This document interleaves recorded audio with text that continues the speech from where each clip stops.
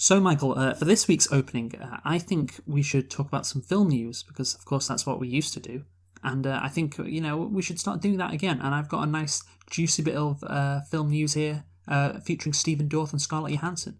So, Stephen Dorff embarrassed for Scarlett Johansson for appearing in garbage Black Widow. It looks like garbage to me. It looks like a bad video game.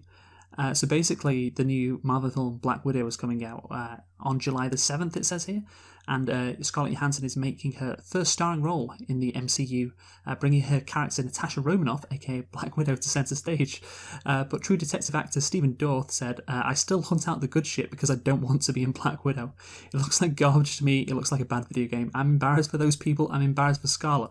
I'm sure she got paid $5-7 million, but I'm embarrassed for her. I don't want to be in those movies. Do you get the hint? He's embarrassed, Michael? I really don't. I find that kid director that's going to be the next Kubrick, and I'll act for him instead. Wow. So, I tell people my sister moved out west. what the fuck happened there? I actually pressed play in the fucking trailer. Yeah, I'm looking at the trailer right now. You can probably hear it in the background. It looks like absolute shit. So yeah, no, Michael, what do you think? Stephen Dorff is correct then, I assume? Marvel is garbage? Yeah, I mean, to be honest, like, it's got to be a pretty sad situation when you're starring in in your solo film after you were killed off from the main series. Like, it seems like, I mean, it's kind of, I feel like I remember you saying, like, once they've done Endgame, it's like, that's it, they're done. They've done everything, they've completed the arc, and everything else just seems like an afterthought. So yeah, I'm not I think surprised. Stephen Dorff would say even if Scarlet Witch, fucking Black Widow, Yeah, that's true. Have died, it's still garbage. It's all garbage. Loki is garbage. WandaVision's garbage. This is garbage. It's all garbage, Michael. So yeah, that's he just says the future of movies is shit. And you know what? After watching, this movie Striptease, an absolute 90s classic, I have to agree with him. You're never going to see another movie like Striptease, are you? It's all fucking Marvel schlock. No. And aren't you very sad about that, Michael? Aren't you depressed? Genuinely, I mean, it's Marvel. Like, I mean, that's the enduring criticism that's been always valid. Marvel signifies the death of true cinema as an art form. Yes. And well, let's review some true cinema. Yes. Striptease. Right.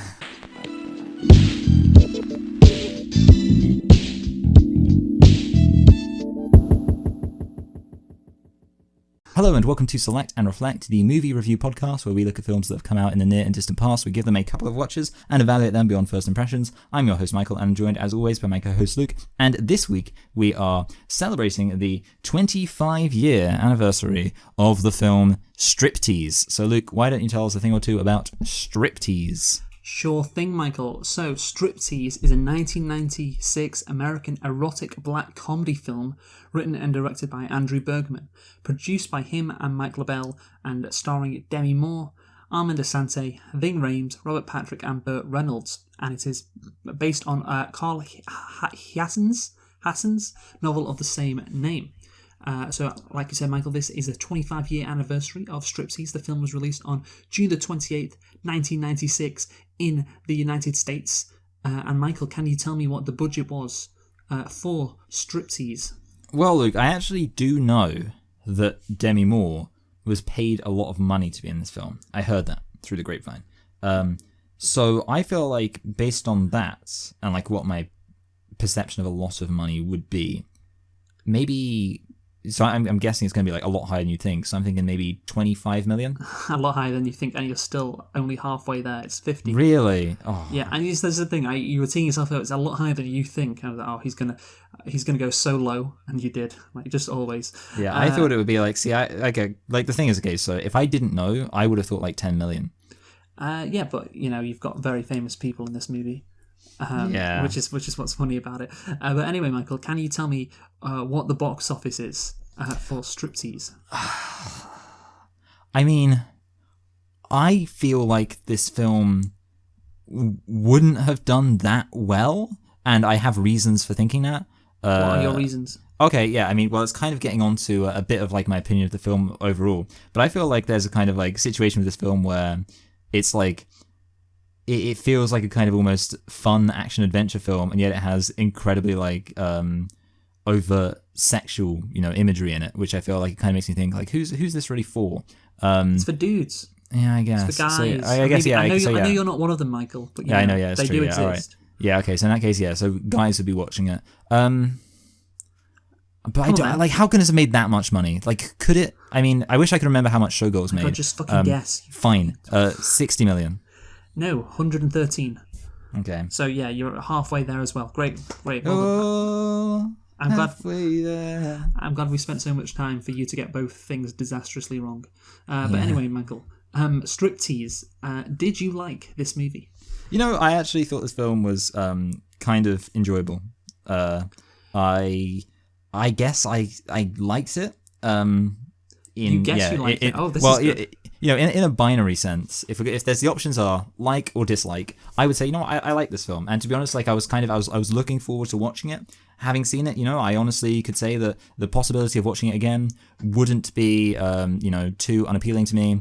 And you know, there's like some issues I have with it. I'm not going to say it's a perfect film, but I would say, you know, it's almost kind of reminiscent a bit of when we did Next of Kin, and it was kind of just like this cheap Patrick Swayze film that came out the same year as Roadhouse, and we thought it was just going to be kind of like a hilariously kind of schlocky bad action film, and then it was like, actually, you know, it was kind of interesting and pretty entertaining in a lot of ways and quite cathartic. And Next of Kin, I'll never forget the scene at the end of the film where all the hillbillies get their guns. Yeah, that's so. Oh, it's just such a good film. And load up. Yeah, no, it's an absolute classic scene, and there are scenes, I guess, reminiscent. Well, not reminiscent, but similar to that in this movie, where there are just hilarious scenes, particularly with Burt Reynolds. He just carries this movie so much, and he makes it so fun. And without him, and without the over-the-top performances by Ving Rhames as well, this would be quite bad, because the plot's not that interesting, and Demi Moore's like character is just, it's just boring, really. But, you know, the side characters, the main characters, some side characters, keep it interesting, keep it fun, keep it fresh, and there's enough, like, funny dialogue, I guess, to make it, like, not awful. And you say you liked it, and I'm like, yeah, I kind of liked it. Like, to be honest, there's too many issues with like the plot and the fact that it's quite a dense plot. There's quite a lot of things going on, different characters making different moves. Yeah. And so when that's going on, it's like kind of hard to just sit back and go, lol, isn't this a funny movie? But yeah, no, it's there are some really good moments, and that is very much appreciated. But anyway, Michael, let's get into nitpicks. How many nitpicks do you have? I have one nitpick and one lit pick. Okay, you go first, because I'll go because I've got one. I don't know whether it's a lit pick or a nitpick, to be honest, but I just put it down. Michael Jordan apparently is at the Eager Beaver. That's the strip club, of course. And he's at table 8, and the camera pans down to him, but it isn't him. So I don't know why this was in the movie, because I was a bit confused by that. Yeah, it's not him. I would have definitely known if it was him. I believe the only movie he appeared in 1996 was Space Jam. There's no way he'd make a cameo in this, and I'd known it as well. So why did they say it's Michael Jordan? I don't get it. Is it an inside joke? The fact that he used to go to clubs a lot, maybe? That's what I was kind of thinking when I was watching, because I was thinking like, this doesn't make any sense to me, but there's probably a reason for it which I don't understand. I was thinking like, is it like a thing that maybe strip club people call, like, you know, like sometimes you get that thing where people will refer to like strangers by celebrities they look like. It also happens in the Zack Snyder Dawn of the Dead film. Yes, okay. Whereas, so like, you shoot. Michael Jordan. So, but then that wouldn't really make any sense though, because it's like he doesn't look like Michael Jordan either. So why would they call him Michael Jordan? No, he kind of does. He kind of looks like Michael Jordan. I know what Michael Jordan looks like, pal. He kind of looks like him. But the thing is, they, of course, they would have to draw attention to it. So did they just find an extra that looked like Michael Jordan and was like, hey, let's make a joke about how Michael Jordan's at our strip club? Like, I don't know. I would love to know the origin of that. But anyway, that's my one lit pick / nitpick. I don't know. What about you, Michael? So for me, my first one is, and this one, whatever, but I find it funny that this is like a weird world where, like, the way this film starts off is that a woman is disadvantaged when it comes to custody. And it's like, obviously, I'm not going full MRA and suggesting that women are never, ever disadvantaged when it comes to custody. But it's just like, it's kind of funny when, like, so many other films, obviously, like, the standard thing is, and obviously this is true to real life, women tend to be more advantaged when it comes to custody. And I would imagine even more so in the 1990s, that this film be like, expect me to just accept the fact that, that's where it's really difficult for women, custody courts. Just so that was a bit strange.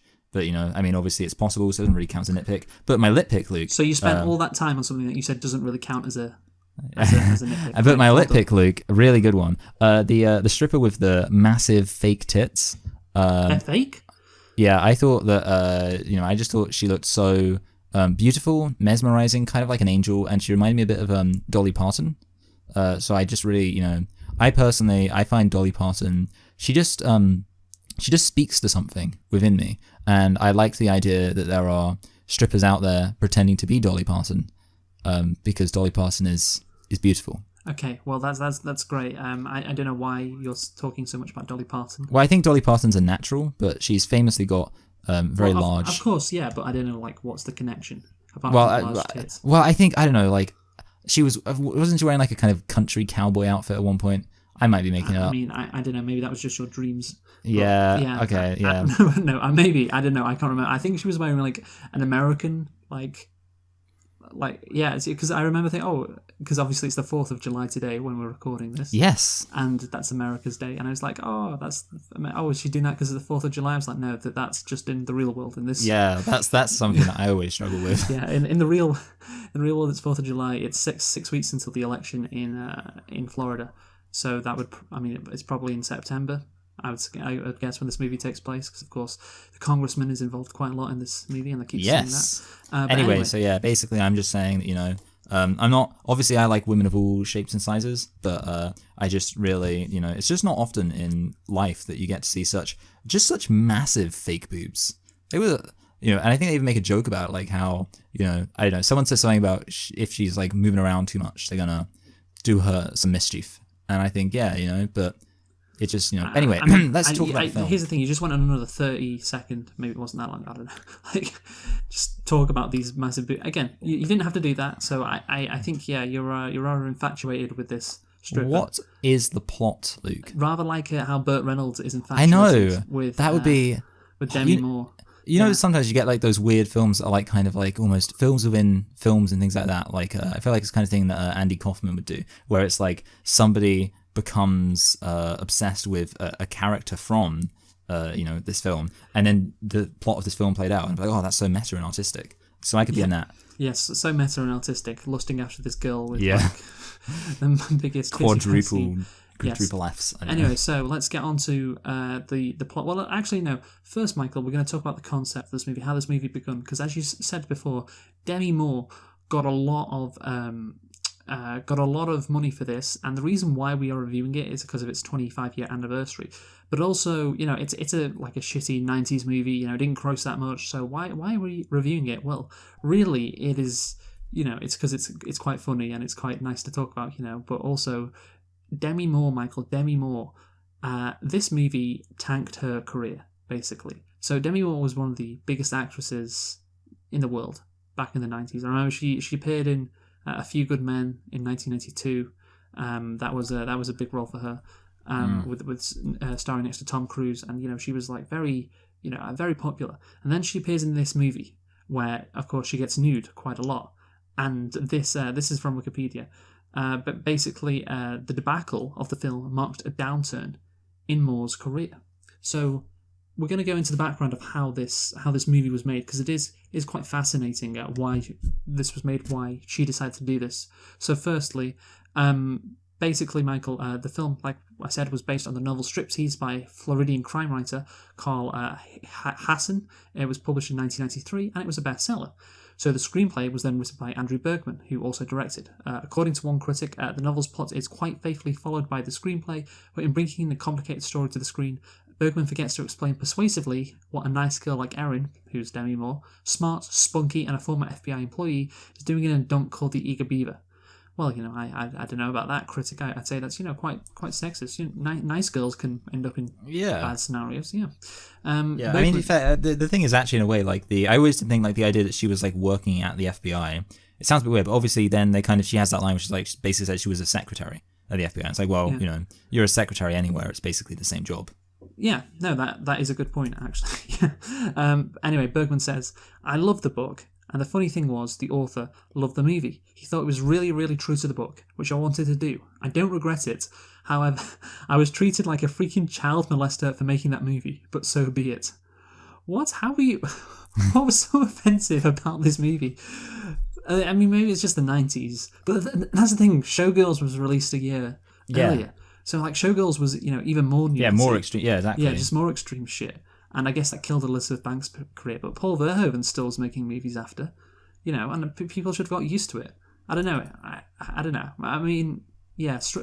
What's better, Michael? Showgirls or Striptease? What do you prefer? I actually prefer this movie to Showgirls. Yeah, I can't agree with you on that. I think I would prefer Showgirls because the meta element we talked about. Yeah.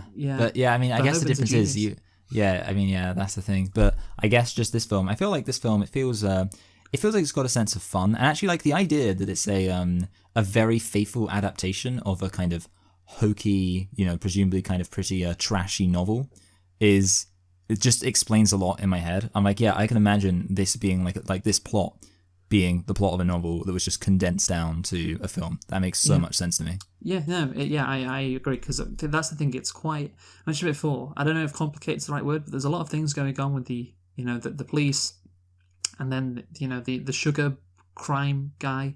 I don't know I was going to say sugar mafia boss. I don't know, the guy who owns all these sugar plants, and the congressman on the subcommittee. It's like, I thought this movie was about stripping. So yeah, it makes sense that it was based off a novel. Anyway, so onto the casting. Demi Moore, Bergman later said, is Demi the funniest person in the world? No. No. Would the movie have been made without her? Probably not. No other major star was willing to take her clothes off. And I was not going to do a TNT version of Striptease with people running around in swimsuits. So he wanted it to be real. He wanted to show the tits off. And the only actress who was a big star who would do it was Demi Moore. To prepare for her role, Moore visited the strip clubs in New York City, California, and Florida, and she met with strippers. Moore was cast before other important parts were cast, creating some interest in the project, and in the first attempt at filming more stripping, 200 extras were used to portray the audience. Although the salaries were small, many accepted the role to see Demi Moore nude.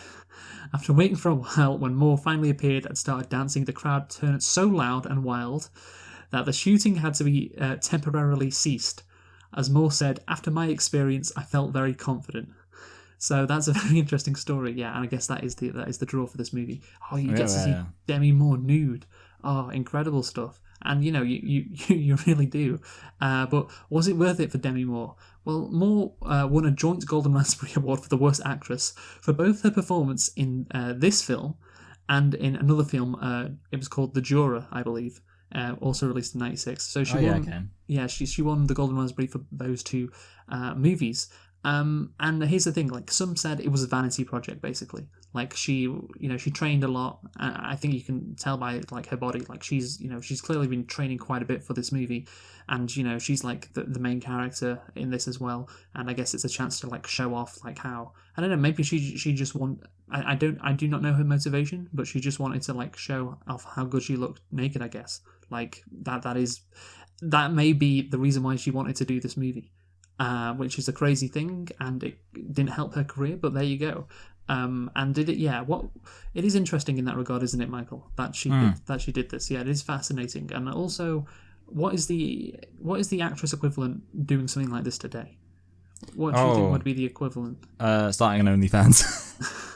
No, sorry. I was. You mean like in terms of in a film?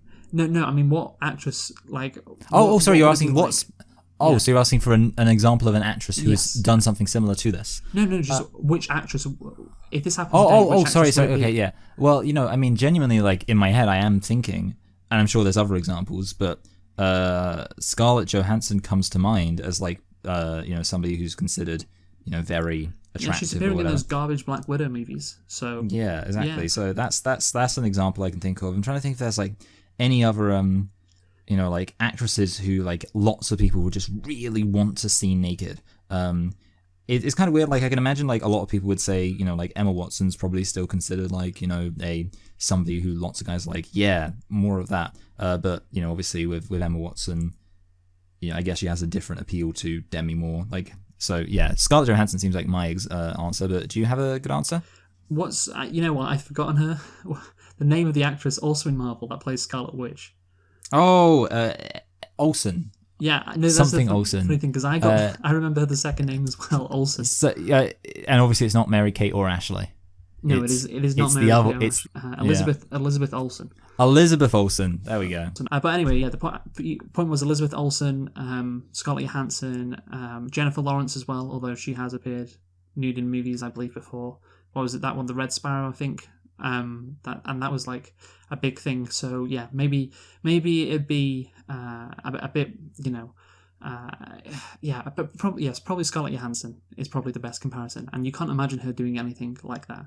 So yeah, this was for Demi Moore to do this, kind of crazy, really, looking back, and that's of course why we're reviewing it. But anyway, Michael, so let's get into the actual plot of this movie. So of course, Demi Moore is stripping, and she's doing it to save up money for her kid, because of course she wants to appeal to get her kid back in custody from her ex-husband. And basically you have a congressman involved in the scandal as well, played by Burt Reynolds. Actually, I'll just read it from Wikipedia.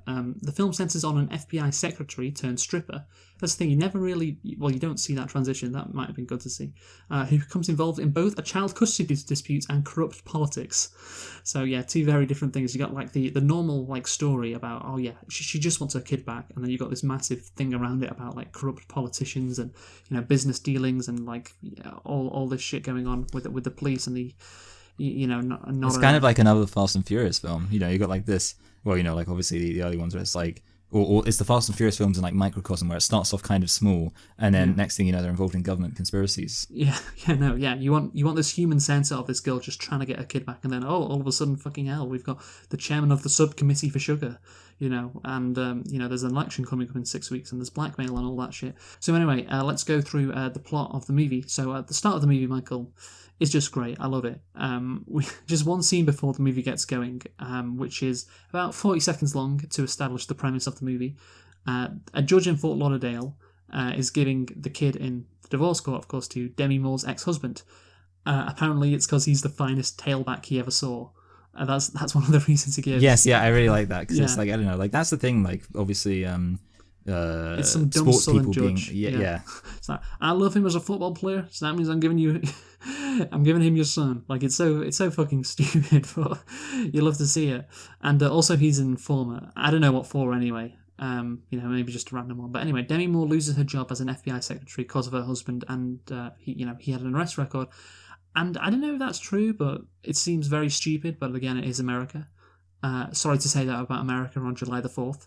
But anyway, yeah, the whole first scene makes you feel quite, I don't know, it just makes you feel like tired already, because even though it's short, it's like, well, they didn't put any effort in. It's such a dumb and contrived reason why, she hasn't got the kid, because clearly she's portrayed as a responsible mother.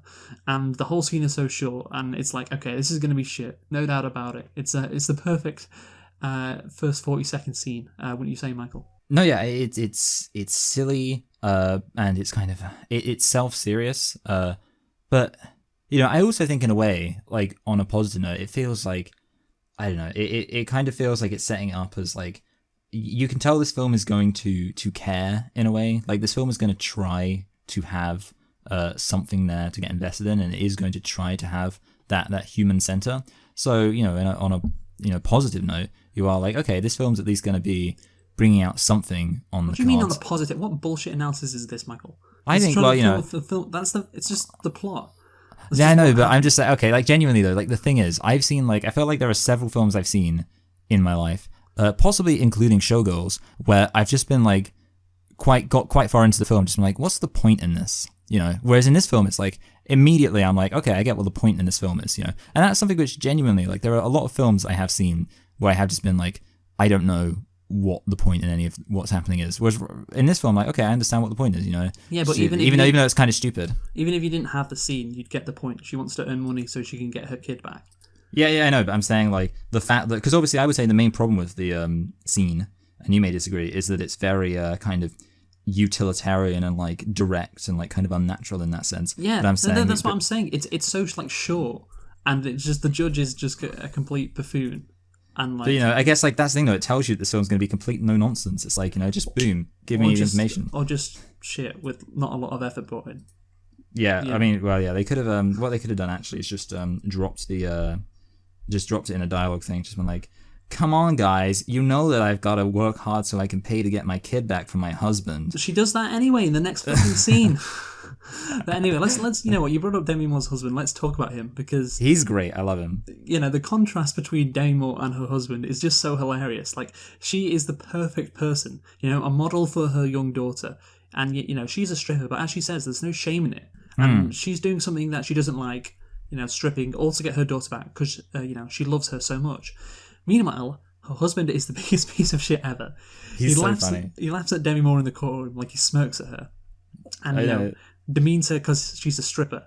And then lets their daughter play with wolves, apparently, going over to his auntie's. Like, it's just so great. What and a fantastic film. Steals wheelchairs from hospitals with her, constantly moves her around, doesn't care about her, and the only reason it seems he has her is so Demi Moore can't have her. So he has no reason to have the daughter. Just the most obnoxious character you can imagine, Michael? Yeah, but the thing is, like, I kind of love him because he's so... I mean, okay, this is the thing, and this is like my whole shtick with this film. As you know, I'm a big fan of the film Kindergarten Cop, because it's just like a film that you can put on, and this is the key thing, okay, with the family, and like you can laugh at how stupid it is, but it's kind of like it's good for people of all ages because like kids can enjoy it because of like the fact it's kind of goofy and silly, and obviously grown-ups can enjoy it, or like let's say old people can enjoy it because it's kind of like old, and also it's got like action in it, so it reminds them of the old Western films they used to watch. And then adults can enjoy it because it's just kind of like funny, and they've got a couple of jokes in the background. And that's genuinely like how I felt about like the tone of this film. This film feels like a silly, goofy family comedy, and that guy, the dad, feels like a silly, goofy family comedy character. And obviously, sorry, go on. I was going to say, obviously, well, that does lead on to the fact that there's a reason why this film wouldn't work as a silly, goofy family comedy. But when I'm watching that moment, I'm thinking like, yeah, this is like silly, goofy family comedy, Dad. Well, yeah, I mean, he's just I don't know if he's like silly, goofy, like he's just. Well, yeah, I mean, yeah. So obviously, like, yeah. Well, that's the thing, yeah. Like, I'm not saying like kind of silly, goofy protagonist comedy, Dad. We're not talking about, for example, our hero, Will Ferrell in Daddy's Home. We're talking more like, well, I don't know. I can't think of an example. Well, he's a caricature. That's what he is. He's a caricature. Yeah. That's it. He feels like kind of maybe a bit like Cletus, although Cletus is kind of portrayed sympathetically, but like from The Simpsons, obviously. Yeah. But Robert Patrick, Ving Rhames, Burt Reynolds. Yeah, they bring. It's great that these characters are fun because otherwise, God, this movie would be bad. But yeah, he's fun. He's great. But I just love the contrast between Demi Moore. Like this movie, yeah, she's basically a saint. She does everything right. And like this guy is just the worst father possible. Like the contrast is great. Like who are you rooting for, Michael? Who do you want the audience to root for? Yeah, this is a lot like a Marriage Story, in terms of being such a nuanced portrayal. Like this really, everyone was saying that Marriage Story is really nuanced and interesting with the different characters and stuff. Mm-hmm. I feel like this should have been the film that really gets the kudos for that. Yeah, because I just don't know who I want to win. I love the scene with the sister, by the way. Where he's broken his arm and he goes, "I broke it playing polo with Donald Trump." Then he's like downing these medical pills, and his sister hits him off the chair, and you just hear him out of shot going, "God damn it!" I don't know. Yeah. I just like there's a great scene, like good slapstick comedy, and again the contrast between his scenes and his performance and Demi Moore is just great. Like she's trying to be super serious, and she's got these really heartfelt scenes with the kid.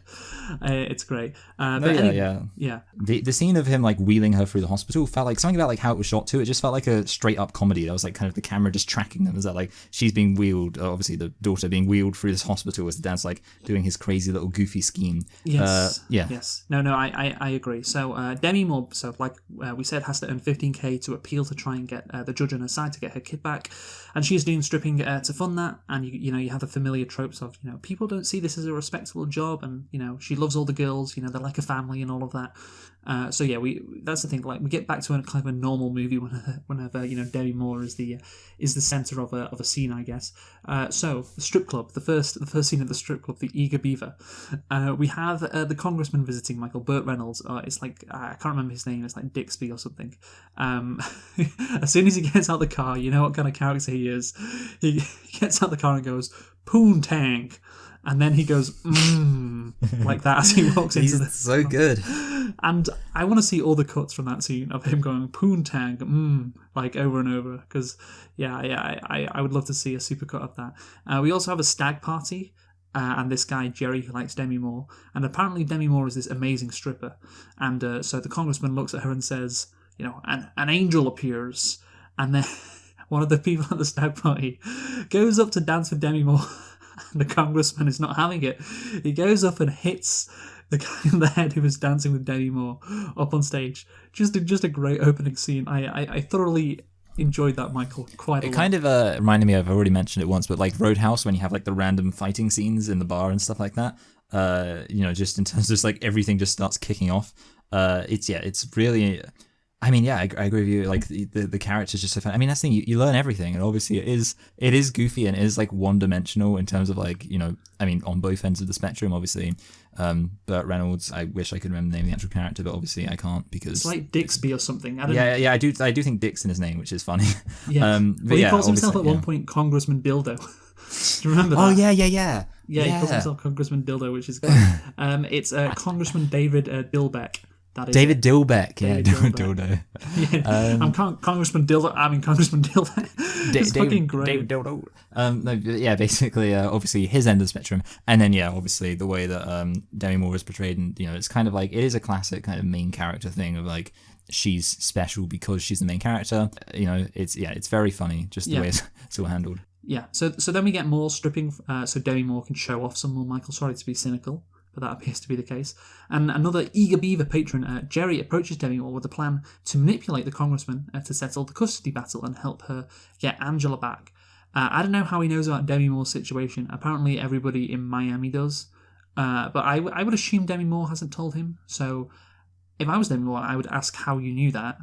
He even knows the name of the judge in her case as well. So it's incredible she's not creeped out by this guy. Again, I feel like this movie's trying to make this character like so likable that she can't even lash out at this like creep because he seems polite. So he can't be like, stay the fuck away from me. He has to, oh, thank you for helping me. That seems like it's the case. But anyway, Burt Reynolds, the congressman, is of course approached by Jerry.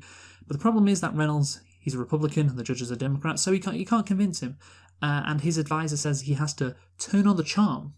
Then it cuts to Jerry. Well, of course, we'd get some scenes in between that. But then the next scene with Jerry is him floating in some random lake. And I love the cop pulling it out, by the way, of course. The cop who's in the rest of the movie. I just thought he'd be in this one scene when I watched it for the first time, pulling out the body. Where he's like, of all the goddamn lakes, in all the counties, in all the world, you had to float up in mine.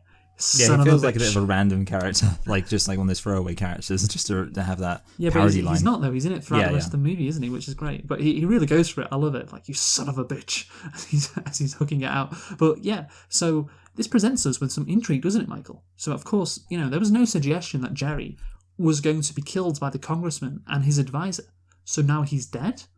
I was like, okay, that's interesting for the plot, isn't it? That's interesting, wouldn't you say, Michael?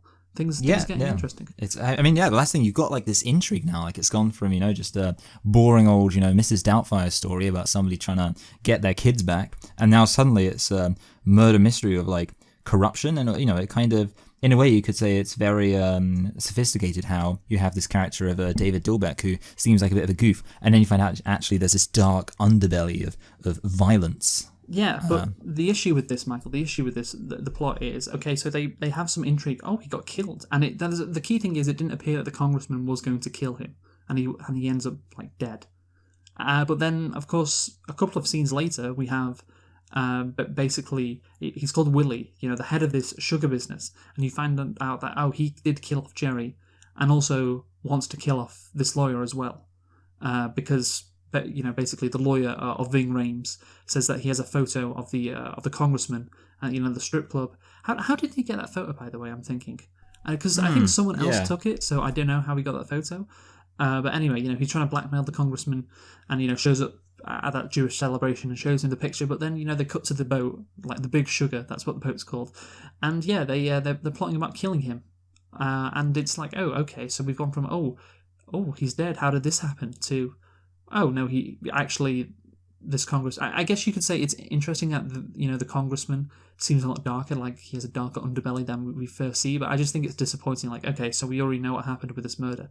He was killed by the sugar magnate who is in cahoots with the congressman, basically. Okay, well, it's a nice twist, but it doesn't. Yeah, really... they kind of just blast through like the reality of it literally being a murder. Yeah, like it's you'd think like they kill all the intrigue. That's my very matter of fact about it. It's just like, yeah, this guy got murdered. There's no and obviously there's no sense of mystery to this film. That's a good point. Like, really, they could have had it. but they just kill it off immediately, and it's like, okay, that's what I'm talking about with the plot. It's just like, just not great. And if that reveal happened later on in the movie, it'd be better. But immediately it's like, okay, well, I thought they'd have an investigation, like the congressman would be questioned by the police and all of that, and it'd be like quite fun. But no, it's just okay. We already know what happened, and that's it, I guess. So anyway, Burt Reynolds, Congressman Dilbeck, is infatuated with Demi Moore. This is, he sees her at the club, and again, like, he's spying on her as he goes into, she goes into her house, and he says she's an angel. She's the most beautiful creature in every detail. Then he gets his assistant. What does he do? To steal a sock from Demi Moore? It's so. I think so. The thing is, I was a bit confused because I think it was a. I don't think it was a sock. I think it was a. I'm trying to think of like the term for it. I don't really do laundry very much, but it's like there's a kind of piece of fabric you put in with your laundry to like collect a lot of the rubbish. Something like that. It's like a weird thing. It's like I remember Jack gave me one time. I see. Yeah. So it's kind of like it's like an aid to. So that would make sense as to why it's in there. Yes, yeah, because, yeah. So yeah, okay, good. Yeah, because like she would just leave it in there because of course she would, or that's to be taken out at the end of the yeah. So it's something before that's the next just cycle. Yeah, okay. Yeah, because I think they say it was like they've referred to it as like a lint cloth, I think. And so lint, as far as I know, I don't really know anything about clothing, but I think lint's like little strandy bits that. So yeah, basically the scene of him doing that again, it's such like just a goofy comedy scene. Like he's like kind of like he's wearing this hat like he's a secret agent or something, and he just goes and steals this thing.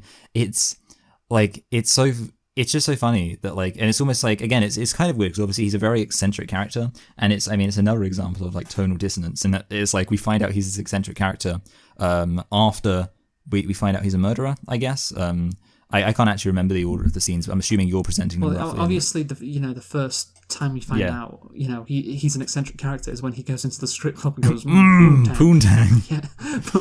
Yeah, but then obviously, I don't know. I just think it's like, it's fun, and of course, I don't know why he covers himself with Vaseline. It's just such a random scene. Like, the assistant goes up. He's at this young Christians meeting in his hotel room, and he's just in Vaseline. And I don't know, man. Like, whoever's idea that was to do that, fair play, because that was really fun. And so that's great. And he also. Do you like when he shakes the young Christian's hand and the young Christian's like got some like Vaseline on his hand? Yeah, I know. It's just so funny. Like I can feel it in my toes. He says, like, when these goofy scenes, and it's just like it's so entertaining just to like see this character just fumbling around and like just doing random things. And it's like, in a way, it's almost like the fact that you have no idea what's going on. It's like 1 minute, like without any warning, you walk in, he's covered in Vaseline. Then next thing you know, he's meeting up with somebody, and the guy just turns up murdered. But yeah, obviously Burt Reynolds like is incredibly infatuated with Demi Moore, so he pays $2,000 to meet her for 1 hour. And yeah, that's the scene where he calls himself Congressman Dildo when he introduces himself to her. And then, of course, when Demi Moore's dancing in front of him, what does he say? Like, he talks about her fresh lint. What do you say it was? Fresh lint? Yeah, lint cloth, I think. Yeah. What did you do with that fresh lint? Yes. I made love to it. That's what I did. I made love to Burt Reynolds, in his prestigious, incredible acting career, will have never said a better line in his life. Don't you agree, Michael?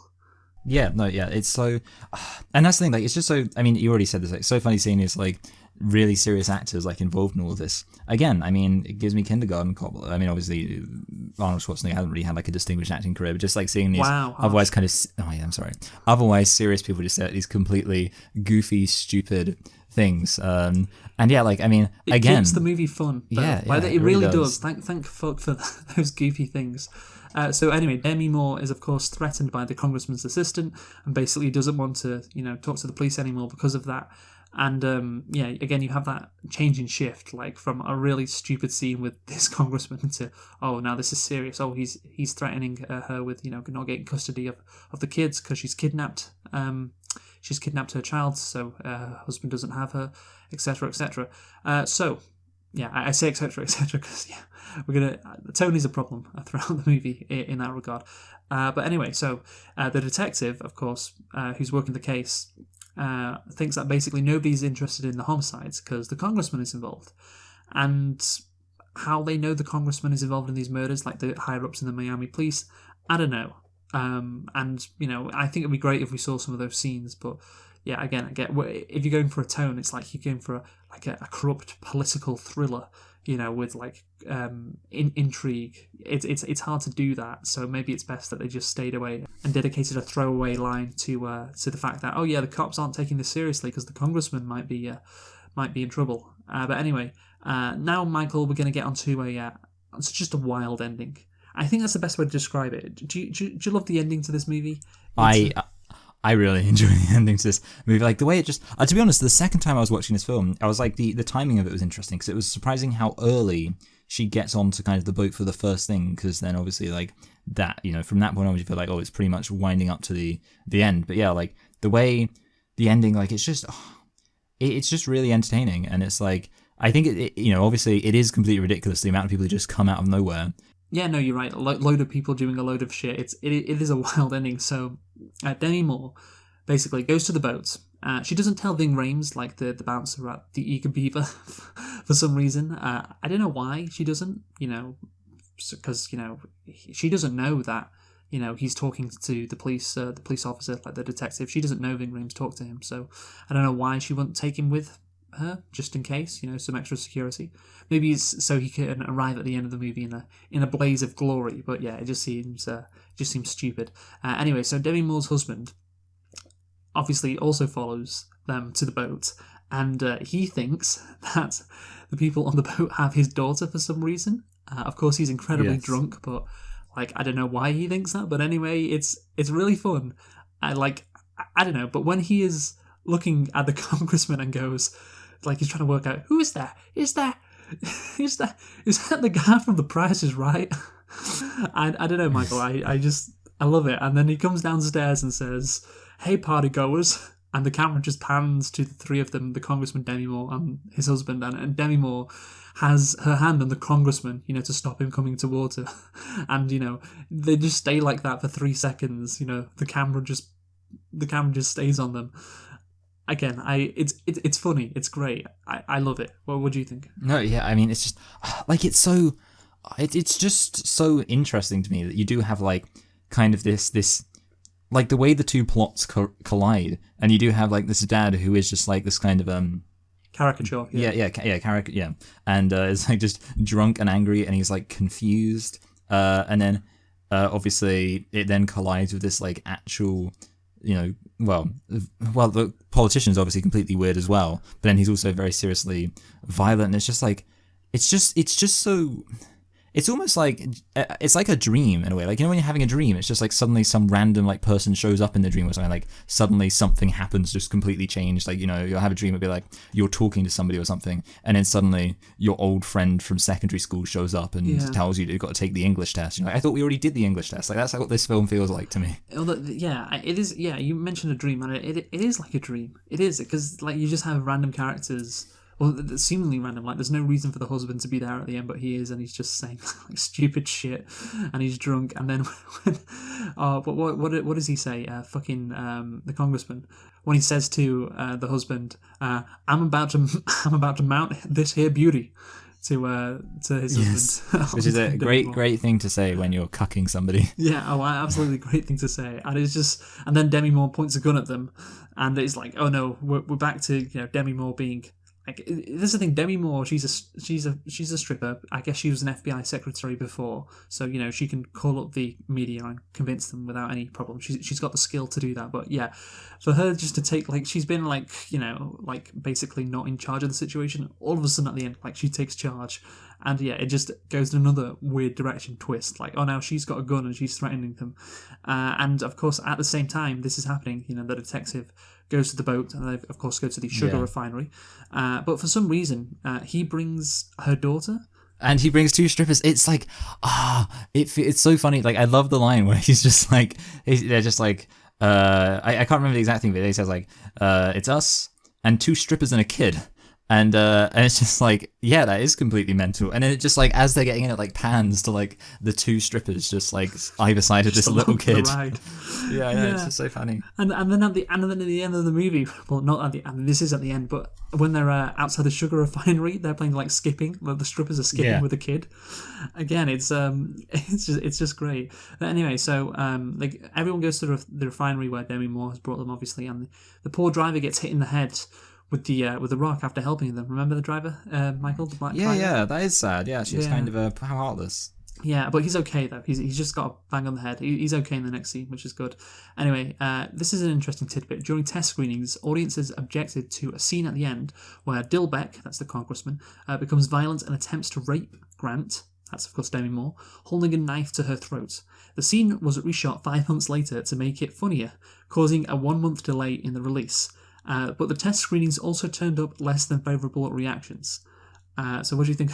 That's the thing, like the wild contrast in tone. Yeah, it is quite.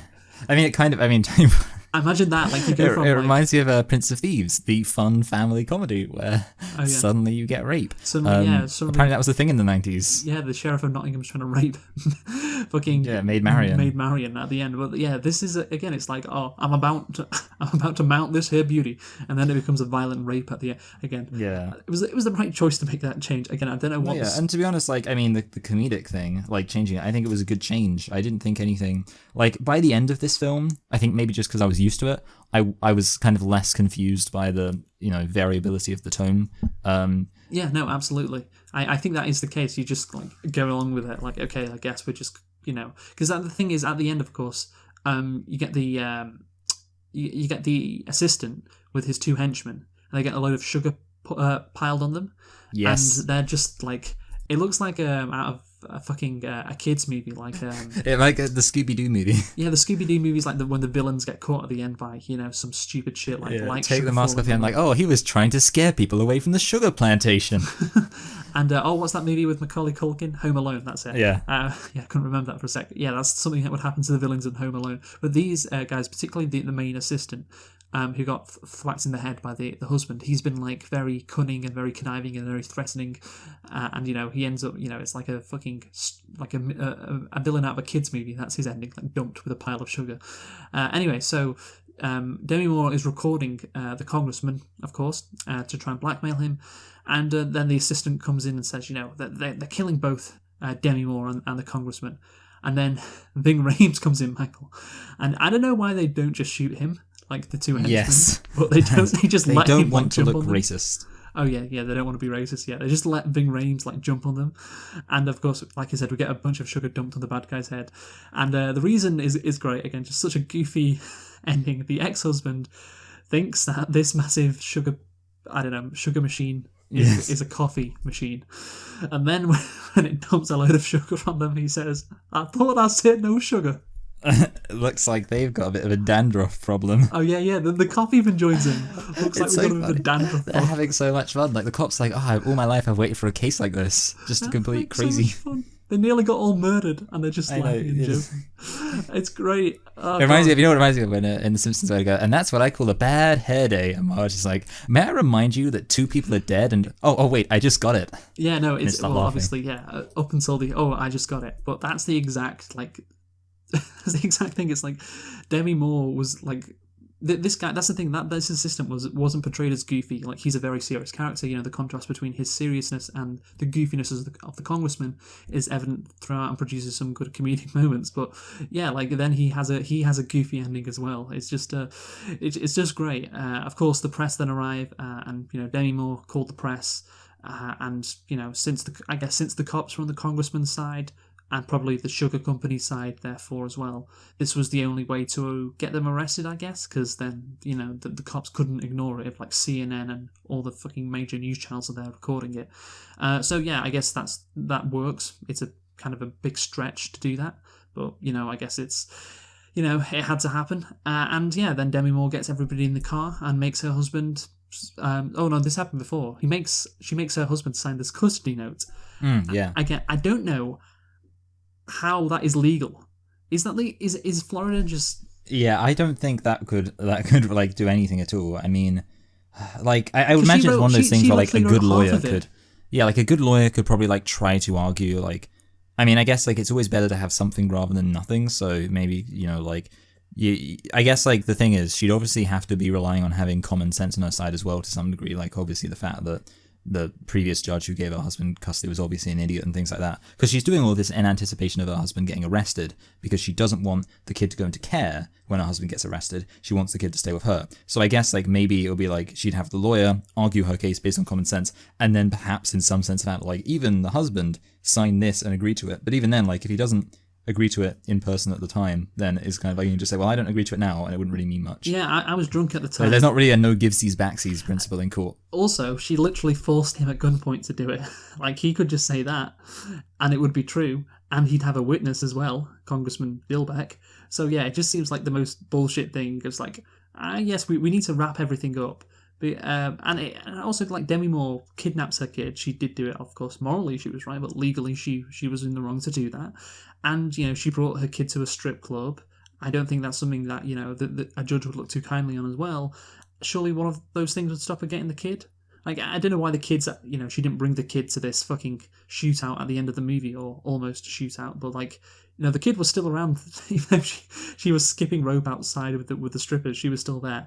If I was a judge, I don't know, given the kid was caught up in all of this, you know, it could be a case of, well, that's what these movies are trying to portray, like, all's well that ends well. But I don't know if I was a judge, I'd be comfortable, you know, with letting this woman have the kid. You know, I think, you know, if social services, you know, got involved, maybe that, you know, Demi Moore wouldn't get her. We need the guy from I Am Sam to get involved, Michael. Remember him, Toby? He'd sort this out good and proper. Oh, yeah, I'd like to see the you know, Striptease I Am Sam expanded universe. Anyway, thank God her husband could be there, so everything can be wrapped up in a neat little package. Hey, because the thing is, he decides to follow her, and that's the thing. The husband did not need to be there for that final scene, but thank God he did, so she could get the custody. Well, that stupid fucking letter signed, so she could get their kid. So yeah, everything. Another Simpsons reference, Michael. Everything is wrapped up in a neat little package. At the end of the movie, it all works out. Also, I got this from Wikipedia, which is interesting. So thus, Erin, obviously Demi Moore, regains full custody of Angela, quits stripping, and gets back to her job in the FBI. Daryl returns to prison, and after he's convicted of his crimes, but we don't see any of that, do we? We don't. No, see yeah. So I don't know why. Yeah. I just that's the thing. There's not a lot of stuff written on Wikipedia about this movie, and that's what I thought it did end quite soon. Like, you normally get one other scene of like where all the characters are. Yeah. But we don't. Anyway, Michael, I'm going to read now some critical reviews of this movie, and I have to say, they do kind of say the same thing that we've been saying. So the critical consensus on Rotten Tomatoes. Do you want to guess how much this scored on Rotten Tomatoes, by the way? Do you want to guess? I don't think, to be honest, I don't think it'll be like massively low. Maybe like 45. 13. Oh really? Okay, that's yeah. very low. Apparently, it's one of the worst movies ever made. One reviewer said, which I don't subscribe to. But anyway, the critical consensus reads: Striptease can't decide whether it's a lurid thriller or a sexy satire, which becomes a moot point as it proves disastrously incapable of pulling either off. You know what? That's harsh. I will say that's harsh because, yeah, it can't decide what it wants to be. That is definitely the case. But also, I did enjoy like the I don't know, the satire, just the funniness of it. Like, it wasn't satire, you know. Unless, look, this congressman is, you know, a sex fiend and he's speaking. Well, yeah, it seems like kind of like satire when like people like say satire and it just means being an idiot. Yeah, I guess so. So Roger Ebert said, all of the characters are hilarious except for Demi Moore, and that's why the film failed. He felt the drama surrounding the main character throws a wet blanket over the rest of the party. Exactly, Michael. Exactly. That Roger Ebert nails it. Ebert also found nudity. Ebert also found the nudity not too sexy. So there you go. That's what Roger Ebert said. Did he rate it 3.5 boners out of 4? That's a good one, Michael. But I guess 3.5 would imply he really did like it. It was sexy. Sorry, yeah. Actually, yes, we would have rated it half a boner out of 4. Yeah, exactly. Only half a boner, only a semi. So Barbara Kramer concurred with Ebert that Moore's character was written too dramatically compared to the other characters. She said the film was predictable and would appeal mostly to post-pubescent schoolboys or closet voyeurs. However, Kramer also cited Reynolds' best role in years and said that Rames was worth the price of admission. Yes, I agree, Barbara Kramer. I agree. Do you want to talk about Ving Rhames now, Michael, or Ving Rhames, because we haven't talked about him at all. But his character is, I mentioned, of course, the husband and, the congressman. His character is really fun as well, wouldn't you say? I liked when he was talking to, when he was speaking with the bodyguards in like the first time she goes on the boat, and like just talking about like who isn't like, explaining what it's like to be a bouncer at a strip club, and like the guys are just listening to him like they're like little kids, like, wow, that's more. That was really funny. Yeah. He is like, oh, and he says, I have tendinitis in my right hand from squeezing on the tits. Squeezing on the boobs. It's all about the firmness, and then saying Meryl Streep was a stripper as well. So that was funny. Yeah. But yeah, of course, like his character again, it just lights up the movie throughout. Like he puts the cockroaches in the yogurt to sue the company. Then his Ving Rhames' lawyer's secretary eats the yogurt with a cockroach in it. Do you remember that scene? And she just keeps eating. Yeah, just that literally, like, that was like kind of, again, just like gross out humor, which feels again just so like weird in context of the rest of the film. Yeah, I know, it's great though. I liked it. When he walked into the video store and he says, "Is Free Willy back yet?" And then the girl behind the counter just no. She says, "People are pigs. They sit in movies like they own them." I don't know. I just every line delivery from him is, especially when he's trying to be funny, is great. Also, when the manager of the Eager Beaver tells Ving Rhames he hasn't got hard in years, and the last time he did, remember this, Michael? He visited. Yeah, it was a SeaWorld, yes, and it was a porpoise. And Ving Rhames just looks back at him and was like, "Why the fuck are you telling me that?" Yes. Again, I don't know why. I doubt that was in the book, so credit to whoever wrote that, because that made me laugh as well. Yes. Again, the contrast with those scenes with like the seriousness of Demi Moore trying to get her kid back. I've said it so many times, but it needs to be reiterated. I love this, Michael. I love this. The strip club hires a new performer who has a snake called Monty. Unfortunately, though, Monty dies. As Ving Rhames says, Monty sleeps with the fishes now. And he has to pick up a new snake to replace it. And I wrote down, I really hope that this snake isn't used to being, a performer in the strip club and it strangles the stripper. And guess what happens, Michael? The snake strangles the stripper.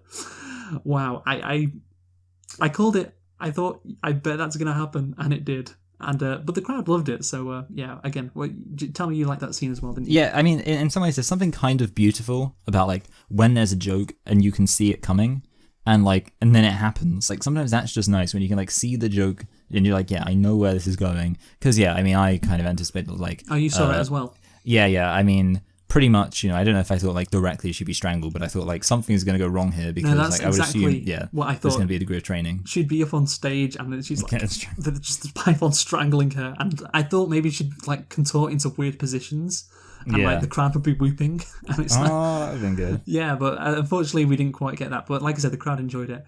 Anyway, so Michael, that's Ving Rhames' character. Very fun. Do you want to talk about because there is shall we say there's a theme in this movie? Because there is kind of a theme. It's, I guess, political corruption, or shall we say the oppression of the working class, Michael? Should we even go that far? Here's the thing, because of course in Showgirls there was this theme about, the American dream, or, girls making it in, show business, maybe if you want to be more specific about it. But, some people said, it's about the American dream. The American dream it's a fallacy, everybody's shitting on everybody, and basically, it's just an awful way to live your life. And the people at the top always come out on top, like all the dancers are just competing, for the scraps, while, the higher ups, they're really in control of everything. You may be a star in the case of Elizabeth Banks' character in Showgirls. You may be a star, but you're not actually the winner in this I guess game of life, as it were, or in capitalism, if you want to say that as well. And in this movie, again, it's not as good as Showgirls. Like that theme, it's not fleshed out. It just shows like a lot of like the corruption going on within politics. So obviously the congressman is an advocate for a sugar company, and he gets a good deal on imports, for them. And he's the head of the sugar subcommittee, which I didn't even know existed in America. Like there's a sugar subcommittee, but apparently that exists. And obviously, what does the driver say to Demi Moore, Michael? Do you remember that? What does the driver? The driver says, "Oh damn it, I'm really annoyed," because she then afterwards says, "I know we're going to get along." Yes. So he says something like kind of woke. Yeah, well, yeah, woke. Yes, that's what. Yeah, in the 90s. No, Yeah. what? Yeah, I can't actually. I'm really annoying because I can't remember what it is he He actually says the says. people who he works for are filth and exploiters of the poor. Yes, exploiters of the poor. Yeah, okay, yeah, Exploiters got of it. the poor. You have nothing to lose but your chains, Demi Moore. But yeah, again, another stripping movie that takes shots at capitalism. That line explicitly does, and it's not as clever, this movie, where it's more explicit, I guess. And I don't think that that's a natural conflict between the two. Explicitity and cleverness. Like you can have both or neither. But yeah, I think there is kind of that theme in there, and that line is very much in there as well. And even the judge, you think about it, the judge who died, he had a heart attack at a porno theatre apparently. Like this guy, he was going to judge Demi Moore because she was a stripper. Well, he was at this porno theatre. And also, of course, you have the congressman, going to talk to the young Christians while upstairs he's covered in Vaseline and sniffing stuff. So yeah, basically, this movie has a theme where there's that explicit line, but throughout you can see this idea that rich people have this life of luxury, and poor people like Demi Moore basically have to navigate through hurdles just to scrape by. Do you think that's fair, Michael? Yeah, I mean, to be fair, like I think it's. I mean, I guess it makes sense with obviously showgirls in this film that there is a degree to which you have to understand stripping as relating to exploitation of women, especially in the context of strip clubs. Like obviously, and I mean, the other example is like the whole.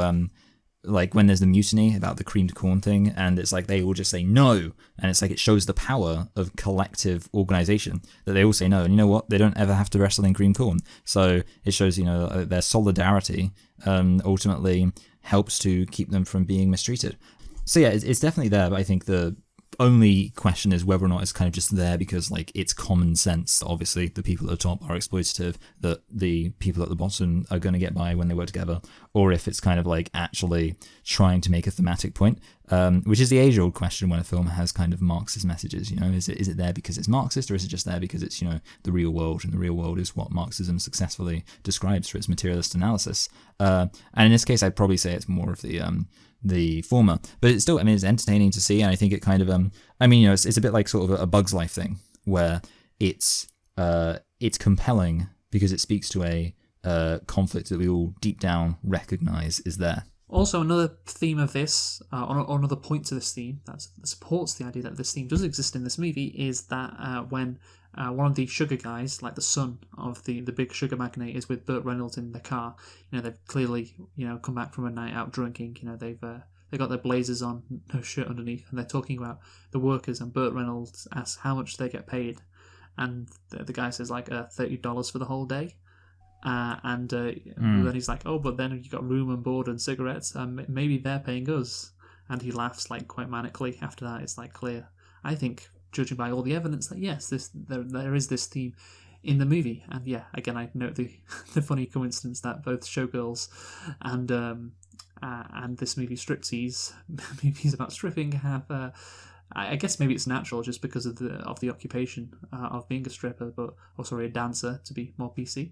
That you have these narratives of basically if you're poor, you get trampled on by wealthy people. But yeah, no, it's definitely there to some extent. And rich people, they can just be corrupt and just be total shitheads and just basically do whatever they like and get away with it. But anyway, Michael, let's now talk about the strip scenes, because you wanted to talk about this. So yeah, tell me what you have to say about it. Oh yeah, well actually the first thing I wanted to say right off the bat is I found it interesting, and this kind of gets to the fact that the Demi Moore's character is like perfect or like really nice.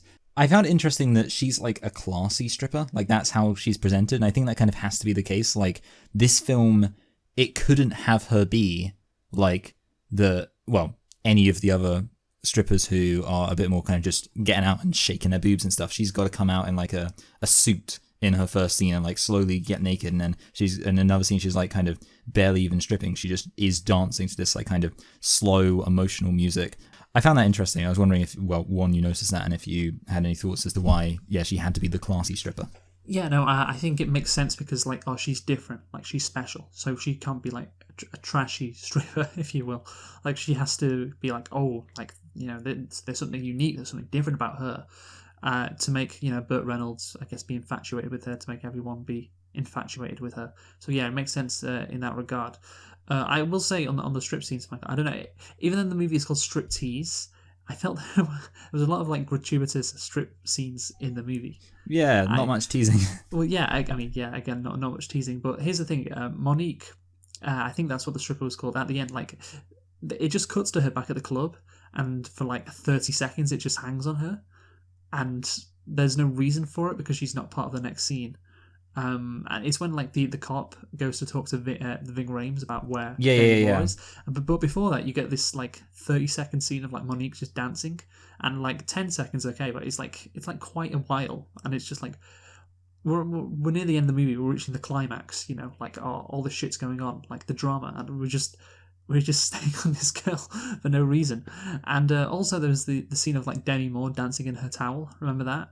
Which was just like not necessary either at all, but it's in there because Demi Moore wants to show off again, I guess, and we need more scenes like this. And I just, even though the movie's called Striptease, and of course you have to have some scenes of like stripping, obviously, but you know, it's just a bit like, well, why do you need that? And I guess the appeal is, well, that's why people come to watch this movie. That's why people are going to rent this, you know, because we've got plenty of scenes like this, so we need to keep them in the movie. Maybe that's the thinking. But anyway, I do want to say a couple of things on the strippers. Of course, you got the snake one. That's fun. Do you like the one dressed as a cat? Michael? Yes, I went doing like that meow thing. Yeah, like meow. That was great. And the good music. Yeah, that was nice. And one of them was also in the IDF. It's like straight from the Israel army. It's this stripper. So that was great again. And yeah, I also like the fact that that you had to have horny Japanese people. You know, you got to have horny Japanese people if you're making a movie about sex. You know, and they were in there, loving the stripping as well. So that was another nice thing ticks off the old checklist. But yeah, I think that's it basically, Michael. So why don't you go first, Michael? Yes, absolutely. So this film, the main thing about it is just the cognitive dissonance, because this is like a film. There's so much about this film that I think to myself, it feels like a fun film that you could watch with the family. That's what I said, and partially stand by it. Like, I watched this film and I think to myself, you know, I can imagine like watching this film a bit like, so for example, Next of Kin. Like, I can imagine watching that film with, say, like a Michael, hypothetical future son. Next of Kin. Well, so that's the point, and that's the thing about this film. Stripping is a big part of this movie. I'm watching it, and then I think to myself, well, because it's but a you stupid can't. thing to think. Sorry. Well, no, but I guess what I'm saying is that it speaks to how the tone doesn't really work, because it's like the stupidness of this film makes me feel like it should be enjoyed with like other people. But then it's not like a film you can watch just purely as a so bad it's good film, I don't think, because there is some genuine sincerity to it. So it's like, okay, so maybe it's a film that you kind of watch as like a film that's kind of like a bit silly, but also, you know, kind of enjoyable. And to me, that's a family film. But then that doesn't work either. So it's like, there's no place for this film. And yet at the same time, I would still like, if this film was on, I'd be like, you know what? Yeah, I'll watch it. And therefore, I'm possibly going to be generous and give this film a low 5. But that's, you know, a 5 is still an average rating, so I'm not saying it's a bad film, and that's my genuine take. I think this film's pretty watchable. You know, admittedly some of it's kind of like, it's just so silly, but you know, like a lot of the silly stuff I think is intentional, so it's not exactly like a so bad it's good thing. Yeah, no, absolutely. I mean, of course, the striking difference in tone is wild. And here's the thing, it does make the crazy scenes more fun when it happens. Like, you know, the Demi Moore scenes, you know, they try to anchor the movie to an extent, but when the characters like are crazy, like Burt Reynolds, like Ving Rhames, Robert Patrick, you know, all of them just make it fun, and it makes it seem better. Like the fact that you can have these serious scenes and then just Burt Reynolds go, "I made love to it." It's fun, and you know what? I really do enjoy a lot of scenes in this movie. It's just such a shame that the plot is meh, and yeah, I guess it's a bit with the Demi Moore stuff. It's like, oh yeah, her being in it and the scenes just drag things down, but then again, you know, you wouldn't get the contrast, and that wouldn't make those scenes with Burt Reynolds, you know, as good as they were if everything was crazy. So, you know, it's a balance, Michael. It's a balance. Also, you know, maybe a bit of a hint of a a theme, you know, which we support as well, which we like. You know, the rich people can do whatever they like. Poor people, as the driver said, you know, they exploit the poor. The poor people get exploited rather, not they exploit themselves. And that's nice as well. But yeah, overall, Michael, it's it's a really weird movie to review. I definitely don't think it's like one of the worst movies ever, and I definitely don't think they should have killed Demi. Well, to be fair, Demi Moore you could say was the worst part of this movie, but like it's not that bad a movie to be associated with, in my opinion. But yeah, you gave it a 5 out of 10. I'm gonna also give it a 5 out of 10. I think that seems reasonable. Again, like this is very close to being like really fun to watch. It's not quite there, but you know what? I think if there was some changes to the script, there was maybe some changes to Demi Moore's character. Possibly could be, but then you'd get rid of the contrast, but maybe that would be worth it in the end. But yeah, anyway, 5 out of 10, Michael. So now, Michael, after reviewing Striptease, we are going to go through what we thought of F9, or what we thought F9 would get on Rotten Tomatoes. Now, do you remember what score you predicted? Was it like 65? You thought it would get 63. 63, okay. I thought it would get 67. This is, of course, the new Fast and Furious movie, F9. Rotten Tomatoes, F9, Michael. The thing is, I checked a few days ago, and...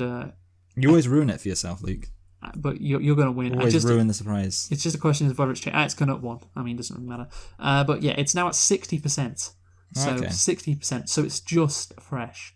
Just fresh. The other day it was 59%. So congratulations, Michael. You are closest, which means you get 3 points added to your tally. Of course, the less points added, the better. And I get 7 because I was 7 off, which means on the overall, well, you beat me by 4 on this one. And on the overall scores, you have 19. You have 16 plus 19. Sorry, 16 plus 3, which makes 19. And I have 17. 7 plus the 10 I have already makes 17. So I'm currently winning by 2, but it's very close. So what are we doing next week, Michael? Next week we are doing Space Jam, another film starring Michael Jordan. Another film starring Michael Jordan because of Space Jam, A New Legacy coming out. So thank you for listening. We've been selecting and reflecting on Striptease. Quite an interesting movie for a lot of reasons, and yeah, of course, Demi Moore, does she regret being in this? I don't know, probably, but there you have it. Join us next week for a movie which Michael Jordan definitely does not regret being in, Space Jam. Who have you been, Michael? I've been Michael. I've been Luke. Thanks for listening, and goodbye. Goodbye.